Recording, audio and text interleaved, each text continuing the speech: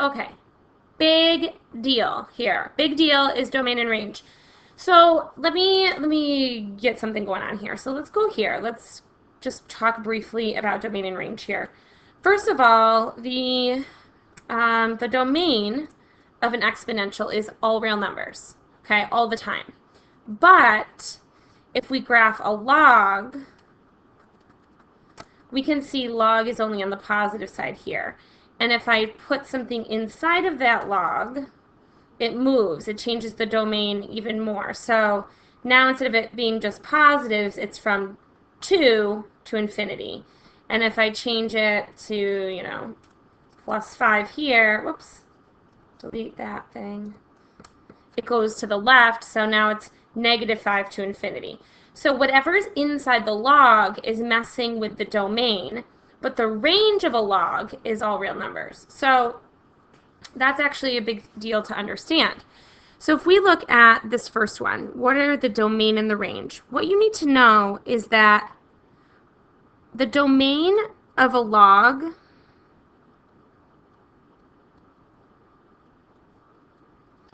is you're going to take what's inside the parentheses, set it equal to 0, and basically solve. That's where the asymptote is.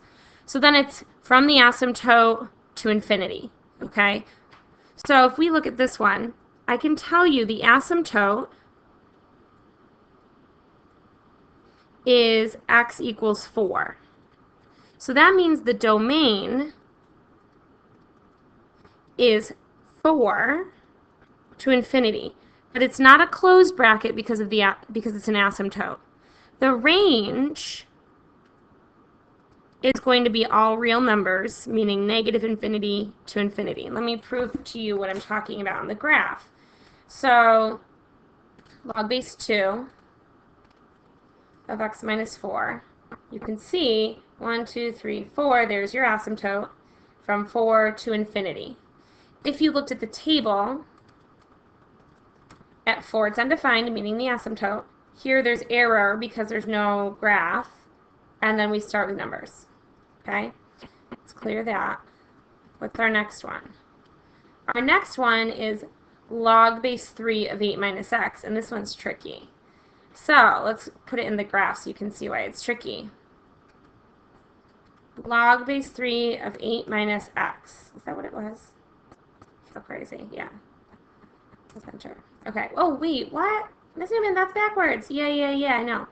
That's because of the negative on the inside. The negative on the inside is a reflection over the y-axis. So this is actually that whole thing we talked about with like factoring out a negative in, I don't know, Unit 5. So this has an asymptote at 8, but goes over to negative infinity. So we would have to say negative infinity to positive 8 is our domain.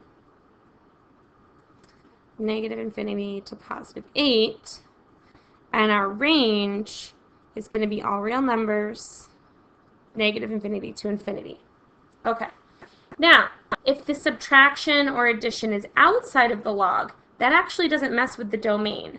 So watch this. Log base 5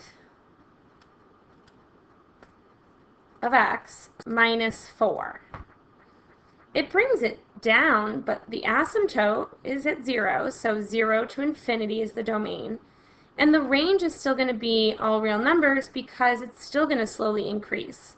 So this doesn't change the domain if it's a vertical transformation for a log. So this is 0 to infinity. And the range, by the way, you should know this notation. Y is an element of the real numbers. Okay, now we've got exponential functions. Exponential functions have domains of all real numbers, but their ranges are restricted. So usually we see the range of an exponential 0 to infinity. But the vertical transformations will change that. So we have 1/2 to the x minus 1. Okay, let's clear this out. If I were to graph just like e to the x, okay, you see that that domain is all real numbers. The range is 0 to infinity. So now let's see what happens with 1/2 to the x. 1/2 to the x minus 1. Okay, so first of all, it's exponential decay. And you can see that this asymptote is at 1. So the domain, all real numbers, but the range goes from -1 to infinity. So domain, you can write it as x is an element of the real numbers. The range is from -1 to infinity. Oh, e to the x, I just graphed that a second ago. Okay, let's graph it again. Clearly I was really smart when I made this. E to the x, oh, that's not the right e. Gotta use the button. E to the x, okay. The domain, all real numbers. The range, 0 and up, so 0 to infinity. Domain, all real numbers. I'm just writing it like this so you, when you tell me you haven't seen it before, I can say, yes, you have. And then y is greater than 0, or we write 0 to infinity. Okay. Now, the domain and range of this exponential function. This -4 isn't going to mess with our range or domain, but this +2 is going to move our graph up.